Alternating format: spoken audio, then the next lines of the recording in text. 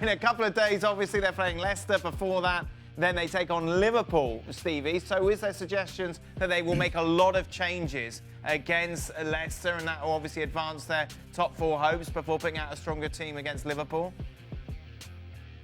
I don't think that's how he should go about it. Listen, he's got 5 games in 15 days, something crazy like that, and the last one being the Europa League final.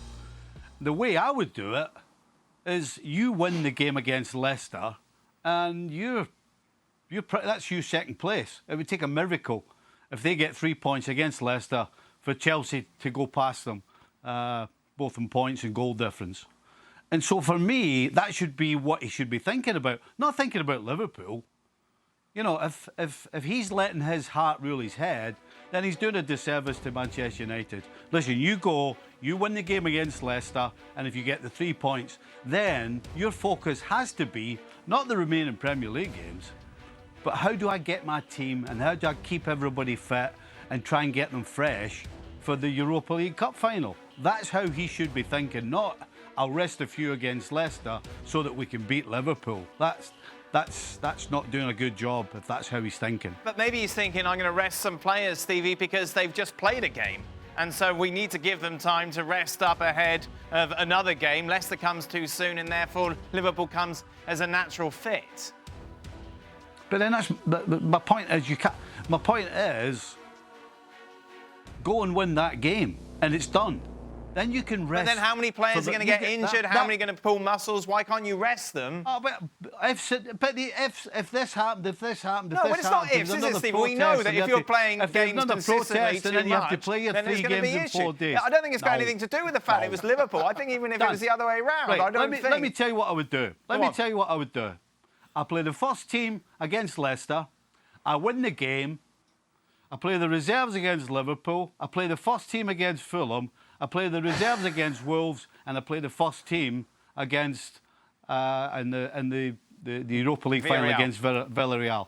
That's what I do, because that means that from the game against Leicester, the first team are getting a whole week off before they play. But they're still tired from beating Aston Villa, considering how fit they are, as Jules is saying, that's the way to do it. Aren't they tired from the Villa game? Don't be ruled by your heart. Be ruled by your head. I don't think... How is he being ruled by his heart, Stevie?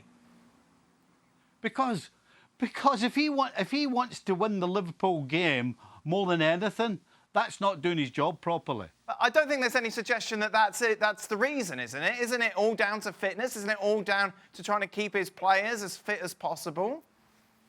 I'm just telling you what I would do, Dan. Right, OK. I'm not saying it's right or wrong. I'm telling you what I would do. That's what I would do. I don't think you can ever pick and choose when you're going to win a game. I think you... Particularly right now, you've got the chance to solidify second and concentrate on the Europa League final. That's what I would do. Jules? Yeah, I hear what Stevie's saying, and I think he's got a point about second place, of course, and they've been used to play every 3 days. This one is in 2 days, so might be different. I think you can take it case by case, and they've got all sorts of data from the GPS that the players are wearing, and you would know who feels tired, who is tired, who maybe has run less, who has run a lot, who has little niggles maybe. We saw Harry Maguire coming off today after 72 minutes. He'd played every single minute of every Premier League match since he joined the club from Leicester, almost 3 years ago. And now suddenly he will sit out the Leicester game and then be ready for the Liverpool game if it's not too serious, the injury. But I think case by case, you'll take it. Cavani was a sub today. He can easily start against Leicester and then starts against Liverpool again. You've got Martial coming back from his injury as well. You've got Donny van de Beek who's on the... So you still have very good options on the bench if you want to shake it a little bit. You don't have to change all of it, all 11 of them. You can change 2, 3, maybe 4 for the Leicester game, and then they can all come back for the Liverpool game. I think they will do it case by case and see also with the players' feeling. How do you feel? Do you really feel tired? Do you think you can play both Tuesday and Thursday? I think it will be more that kind of discussions. But Stevie is right as well. You win Leicester, and you're certainly to be second, and then maybe you have a bit more insight for the next few games before the Villarreal one. What do you think, Shaq? I think the only game that Ole Gunnar Solskjaer is thinking about right now is Villarreal. And rightly so, understandably so. And everything about what they do, what games they have, the data they get from their GPS monitors, etc. dictates his rotation policy to have the team in the best shape possible for Villarreal.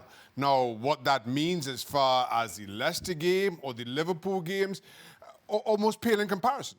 And right now, in all honesty, finishing second pales in comparison to beating Villarreal and lifting the Europa League title.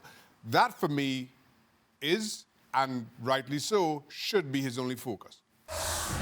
Well, thank you very much for watching ESPN on YouTube. For more sports highlights and analysis, be sure to download the ESPN app. And for live streaming, premium content, and let's not forget as well, ESPN FC 7 days a week. Subscribe to ESPN+.